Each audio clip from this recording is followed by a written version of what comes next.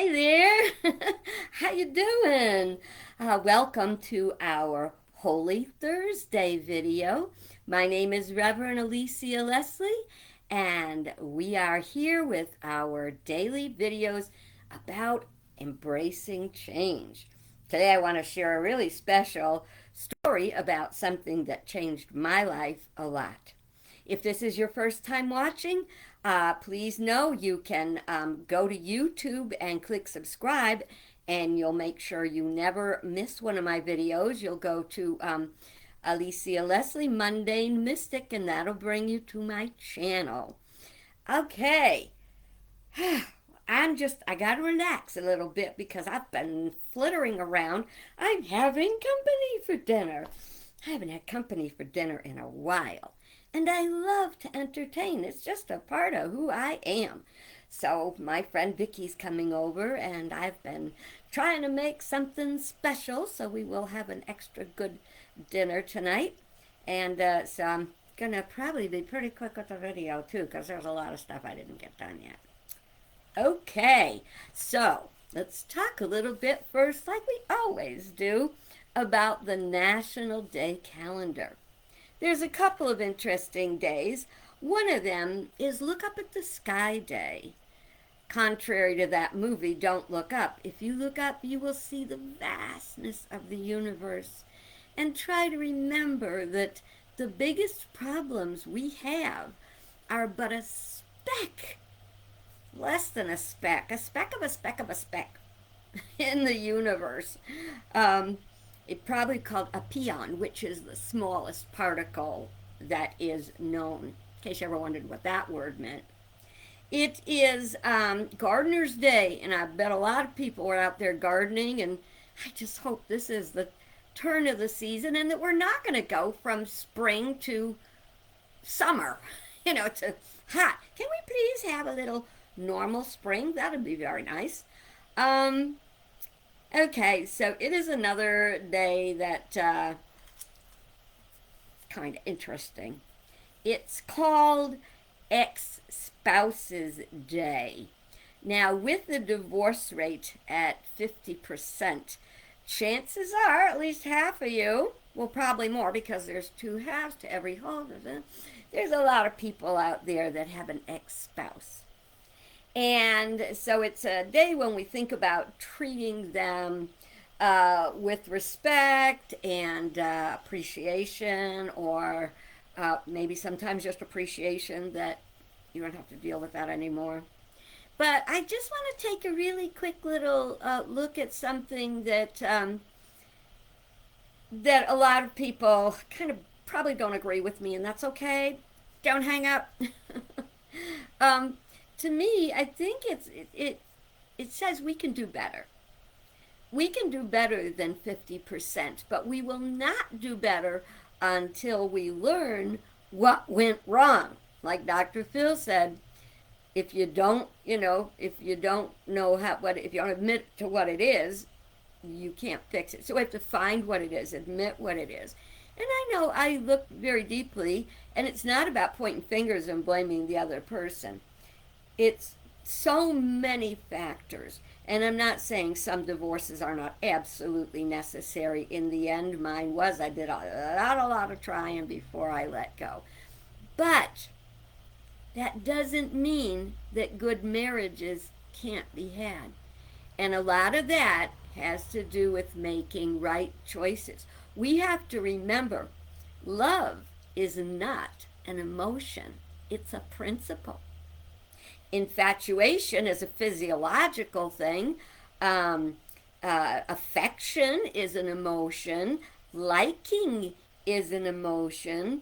Romance is an emotion. But love is a principle. It's the great attracting principle of the universe. But just because we think we're in love, that doesn't mean we need to jump in and get married or anything else all too soon. When we take our time, we'll probably have a higher success rate in marriages. And we do thank our spouses because they were very often, our ex-spouses were our best teachers. in what we don't want. And if you think that it's only your ex-spouse, no, it's you too. Takes two to tango, whether that's making a marriage or breaking a marriage. All right, I want to get off that subject as soon as possible and on to a much more positive subject, and that is how a Seder changed my life. Now, I don't know if you are aware of what a Seder is. You might say, it's something Jewish people do. Well, it is one of their traditions. When the Hebrew people were finally released from captivity in Babylon and they went off to find the Holy Land, the Promised Land, um, they were told to always remember it. And one of the things they were remembering is when all the plagues were put upon the Egyptian people, as God was trying to convince Pharaoh to let the people go, that with this last plague, which would kill everybody except the people that took a perfect lamb and slaughtered it and put its blood over the, I know it sounds awful, put the blood over the lentils, but that's what they say happened. And then the angel of the Lord saw that the who were the Hebrew people and didn't hurt them. So we're just going there. But the people are to share by tradition, remembering the story, and that is why they do a Passover, because the Lord passed over their houses because they demonstrated who they are, that they were the chosen people. It is a ritual dinner, and it is a wonderful dinner. Now, I have not got the time to go into all the wonderful aspects of it, but you can go to Google and type in Seder in a nutshell, and you can find a lot of information kind of condensed about what it was. An important part of the Seder was teaching the children the story. It was called the oral tradition. This was before people, had had ways to write and communicate other than pictures. Hang on a second. Un momento. So the dinner has 15 different specific parts, and they a lot of blessings and a lot of wine. You get 4 glasses of wine at specific times in the dinner, and they have special singing, and the children have a special part where they take a piece of matzah and they hide it. It's called the hidden. And when nobody's paying attention, somebody hides this piece of matzah, and then after the dinner, while they're getting dessert out and ready, the kids go find it. And whoever finds it wins a prize. But what's really important is handing the tradition down. Now, the Hebrew people this year will be starting, the Jewish people will be having Passover starting on Saturday night.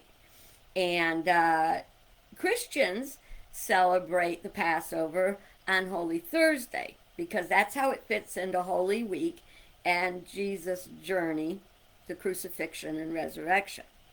And that is when he came to Jerusalem, because they were having the Passover and they were required to get to the... Now, over time, not everybody in the world can make it to the temple for Passover, but everybody had that goal. You're supposed to be at the temple.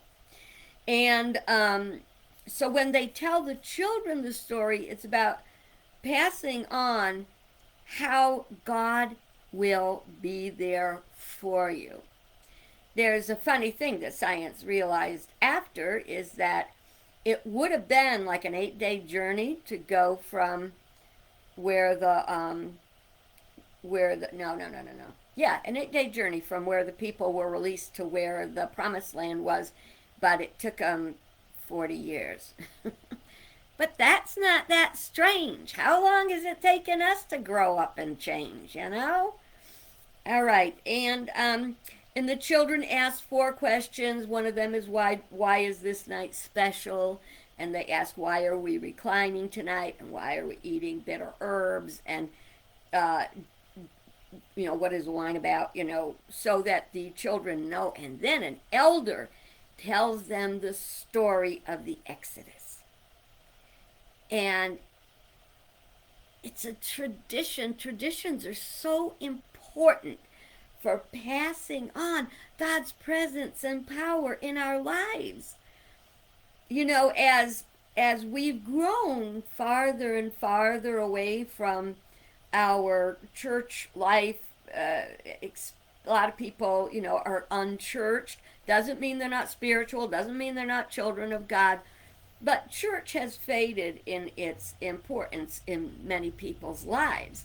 Now, that doesn't mean you got to be forced to go to church if you want to, truly be good. But going to church is good because you get together with like minded people and support each other. Whatever church you go to, you always feel good. There was a song back in my day in the 60s, and it said, "There's nothing like going to church on Sunday with the one you love."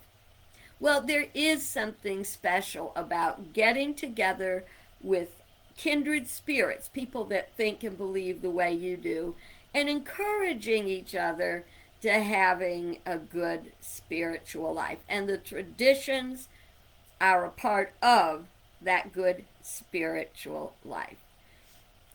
Like I said, on the Christian in the Christian tradition, they celebrate the Passover on the Seder on the Thursday of Holy Week. So, what changed my life about the Seder? What did the Seder change about my life? Oh, golly, it had to be at least more than 40 years ago. We had a Seder at church, in the Catholic church that I attended. Now, that was kind of radical because in those days, and this was at a time of great change in the church, in those days, you couldn't go to a friend's wedding if they were a Lutheran. You would have to get a note from the priest saying it's okay for you to go to that service in another church. But that was this first ecumenical thing where we were celebrating the Seder. Well, Jesus was Jewish. Let's get honest here. So we went to the Seder and didn't know what to expect, and it was, really something. And the Monsignor came up to me, and he asked me to read a passage of Scripture from the Bible. I was like, me? I can't do that. Well, first of all, I'm a woman. Did you notice I'm a woman? Secondly, women don't do that. It was a lot of change in the church, but of course I said yes. You don't say no to the Monsignor, I'm just saying. And I stood up when it was first of all, you're waiting for your turn, It's like being on a bus when you're waiting to ring the bell for your stop. I don't know how many of you have had to ride a bus, but when you got to ride the bus, you got to give that, pull on that string, and it'll ring the bell and let the bus driver know you're going to need to get off there at the next stop, and you don't want to be left out early, and you don't want to be on the bus too long and miss your stop, so you sit there. Well, I was that way with reading the Scripture. I'm like, I couldn't even think about the dinner because I had to make sure I didn't mess up on the Scripture. Well, my time came, and I stood up, and my hand trembled so much I could hardly read the words.